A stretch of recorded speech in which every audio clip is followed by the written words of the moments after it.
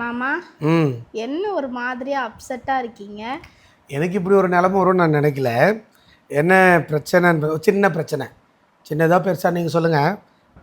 நம்மக்கிட்ட நிறைய பேர் ட்ரைனிங் முடிச்சுட்டு போவாங்க இல்லையா? ட்ரைனிங் முடிச்சுட்டு போயிட்டு அவங்க கடை ஓப்பனிங் அப்போ என்கிட்ட சொல்லுவேன்.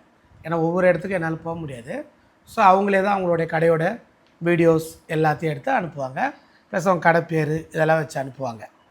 அப்படி எல்லோரும் அனுப்புறது நம்ம வீடியோ போடுவோம். நீங்கள் நிறைய பார்த்துருப்பீங்க. அது நான் போடுறதோட நோக்கம் என்னென்னு பார்த்தீங்கன்னா, அவங்க ஃபீல்டுக்கு புதுசாக இருக்காங்க, கடை போடுறாங்க. அதனால் என்ன ஆகுனா அவங்களுக்கு ஒரு 4 பிஸ்னஸ் அதில் பக்கத்தில் இருக்கிற நம்ம ஃபாலோவர்ஸ்லாம் போய் வாங்குவாங்க, சாப்பிடாங்க, ஒரு வியாபாரம் நடக்கும் அப்படிங்கிற ஒரு எண்ணத்தில் தான் நான் போடுவேன். அப்படி தான் நம்ம எல்லாருக்கும் போடுவோம். அது நம்மகிட்ட ட்ரைனிங் முடிச்சுட்டு போனவங்க சொன்னால் நம்ம போட்டுருவோம் இந்த மாதிரின்ட்டு. அது மாதிரி தான் நான் நிறைய பேருக்கு போட்டிருக்கேன், நிறைய கடைக்கு போட்டிருக்கேன் நம்மக்கிட்ட கற்றுட்டு போனவங்களுக்கு. அதில் ஒரு ஃபோன் வந்துச்சு எனக்கு. இப்போ நீங்கள் வந்து என் பேரை வந்து யூஸ் பண்ணியிருக்கீங்க, என்னை கேட்கல கொல்லலை, எப்படி நீங்கள் இப்படி பண்ணலாம் அப்படின்ட்டு ஒரு ஃபோனு. எனக்கு பக்குன்னு ஆயிடுச்சு. நமக்கு வர வீடியோவே போட முடியாமல் இருக்குது. நம்மக்கிட்ட முடிச்சுட்டு போகிறாங்கல்ல, அவங்களோட வீடியோஸே நிறைய பெண்டிங் இருக்குது. இன்னும் 10 கடை ஓப்பனிங் நடந்துருச்சு, வீடியோ போடாமல் வச்சுருக்கேன். அந்த அளவுக்கு பெண்டிங்கில் இருக்குது. அப்படி யார் ஃபோன் நம்ம போட்டோன்ட்டு ஏதோ நீங்கள் தப்பாக சொல்கிறீங்க போல இருக்குண்ணே. இல்லை என்று அவர் ஒரு வீடியோ லிங்க் அமைச்சிருந்தார். அது பார்த்திங்கன்னா இந்த வீடியோ, அந்த வீடியோவில் இந்த கடை தான். இந்த கடை என்னன்னு பார்த்தீங்கன்னா தெரியுதா? ஏஜே பாய் வீட்டு சீரக சம்பா சிக்கன் பிரியாணி. ஏன் இப்போதான் நல்லா தெளிவாக தெரியுது. என்ன சொல்கிறது, ஆஃபர் பேப்பர் இது. அந்த தம்பி வந்து எனக்கு என்ன சொன்னார்னா, நாங்கள் வந்து இது கடையாக வைக்கல, இது என்கிட்ட ஒருத்தர் கொடுத்தார். அவர் யாருன்னா நம்மக்கிட்ட ட்ரைனிங் அட்டென்ட் பண்ணியிருந்தார், சையத் பாய் ஈரோடுன்ட்டு. அதாவது ப்ரீ புக்கிங் ஆர்டர்ஸ் மட்டும் எடுத்து சமைச்சு தர போகிறோம், நானும் என் ஃப்ரெண்டும் பண்ணுறோம் அப்படின்னு தான் அவர் என்கிட்ட சொல்லியிருந்தார். நானும் சரி ஓகே அப்படின்ட்டு சையத் பாய் வந்து இந்த மாதிரி சந்தோஷப்பட்டேன் நான். ஆக்சுவலாக சையத் பாய்க்கெலாம் நம்ம கொடுக்கும்போது ஃப்ரீ ட்ரைனிங் கொடுத்துடணும். அப்போ எனக்கு என்னென்னா, ஒரு ஃப்ரீ ட்ரைனிங்லேருந்து வந்தவங்க ஒரு கடை வச்சுருந்தாங்கன்னா வச்சு ஆரம்பிச்சிருக்காங்க. ஸோ ரொம்ப கஷ்டப்பட்டு இந்த ஆரம்பிக்கிறாரு. ஸோ நம்ம அவர் சப்போர்ட் பண்ணணுன்னு ஒரே நோக்கத்தில் அன்றைக்கி இது பக்ரீத்துக்கு முன்னாடி போட்ட வீடியோ. ஃபோன் பண்ணவர் யாருன்னா சையத் பாய் கூட ஃப்ரெண்டுன்னு சொன்னார் இல்லையா, அவர் தான் ஃபோன் பண்ணினார். அவரே பெரிய மாஸ்டரான். ரொம்ப நேரம் பேசுகிறார் என்கிட்ட. நான் எவ்வளோ பெரிய மாஸ்டர் தெரியுமா, ஈரோட்டில் நானே எனக்கே ஒரு 400-500 கஸ்டமர் இருக்காங்க, 200 கிலோ 300 கிலோ சமைக்கிற ஆள், என் கடையை எடுத்து நீங்கள் போட்டிருக்கீங்க அப்படின்னாரு. உண்மையாகவே எனக்கு தெரியாது, நீங்களே நினச்சிங்க. உண்மையாக எனக்கு அப்படி தெரியும்னா நான் போட வேண்டிய அவசியம் இல்லை.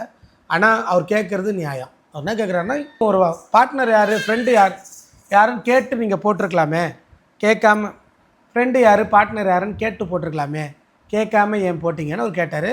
100% அவர் கேட்குறது நியாயமான கேள்வி.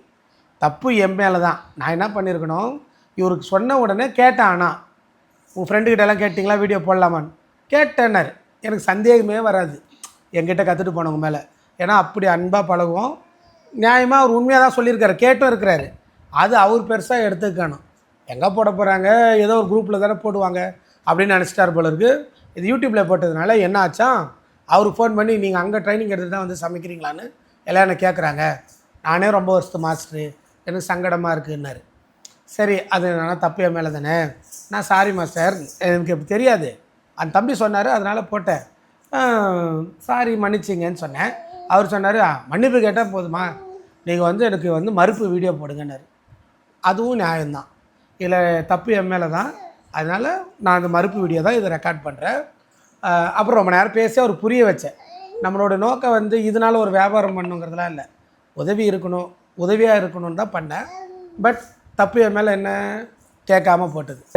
தம்பி சொன்னார் இல்லையா, அவர் சொன்னதை மட்டும் நம்பி போட்டது தப்பாக போச்சு. மன்னிப்பே கேட்டுக்கிறேன், அதில் நான் வெக்கமே பண்ணல. தப்பு பண்ணால் மன்னிப்பு கேட்கணும்.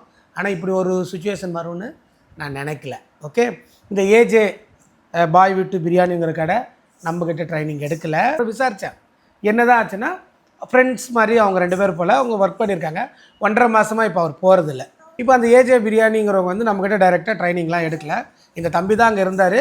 அங்கே பண்ணுறதும் நம்ம ஸ்டைல் பிரியாணி இல்லையாம்.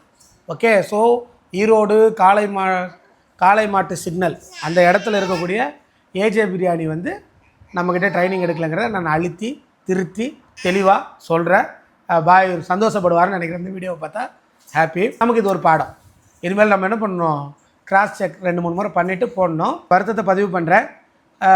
அவர் பேருக்கு நான் கேட்க மறந்துட்டேன், பாய் பேர். அவருக்கு வந்து இந்த வீடியோ லிங்க் தேவைப்படுது, அப்படின்னு சொன்னார். அந்த லிங்க்கும் நான் அவருக்கு சென்ட் பண்ணுவேன். ஓகே, தேங்க்யூங்க. தேங்க்யூ ஸோ மச் ஃபார் வாட்சிங். நெக்ஸ்ட் வீடியோவில் பார்க்கலாம். பை.